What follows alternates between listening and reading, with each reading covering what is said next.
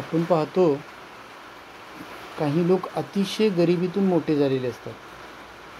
त्या गरिबीच्या दिवसात त्यांना अत्यंत त्रास, यातना, काही वेळेला अन्याय सहन करावा लागलेला असतो. खूप संघर्षमय जीवन अनुभवून ते काही वर्षानंतर एका उच्च पदावर पोचतात, ज्यावेळी त्यांच्याकडे काही पॉवर्स असतात, पैसाही असतो. तर अशा प्रसंगातून मोठे झालेल्या व्यक्ती दोन प्रकारे आपले पुढील आयुष्य जगतात. तर त्यातली पहिली व्यक्ती म्हणजे दोन प्रकारची जी लोकं असतात त्यातलं पहिली जी लोकं असतात ती कशी असतात, तर त्या व्यक्तीने जे दुःख, यातना, हाल अपेष्टा सहन केलेले असतात. काही वेळेला त्यांना अन्याय सहन करावा लागलेला असतो, त्यांचा छळ झालेला असतो.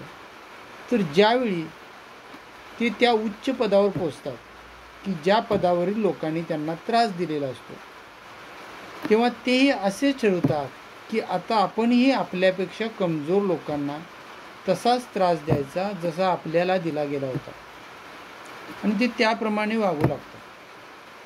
म्हणजे मला जो त्रास अनुभवायला लागला आहे तसा त्रास आता मी सुद्धा इतरांना, अशी एक मानसिकता एक प्रकारच्या लोकांमध्ये तयार होते.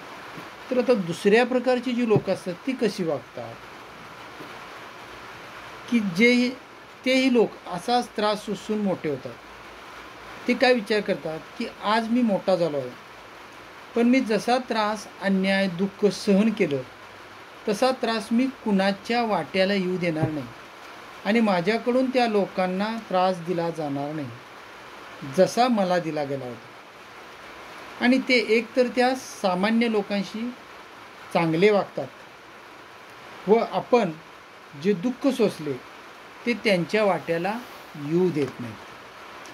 त्यामुळे प्रत्येक व्यक्तीने, जसं आता मी सांगितलं की दोन कॅटेगरीची लोकं असतात, तर दुसरी कॅटेगरीची जी लोकं होती 2 नंबरची, त्या पद्धतीची व्यक्ती कशी वागते तसे वागणे ही माणुसकी आहे, मानवता धर्म आहे. व आपली विचारसरणी तशी ठेवावी की जे मी सोसलं तसा त्रास इतरांना होऊ न देणं हाच खरा धर्म आहे.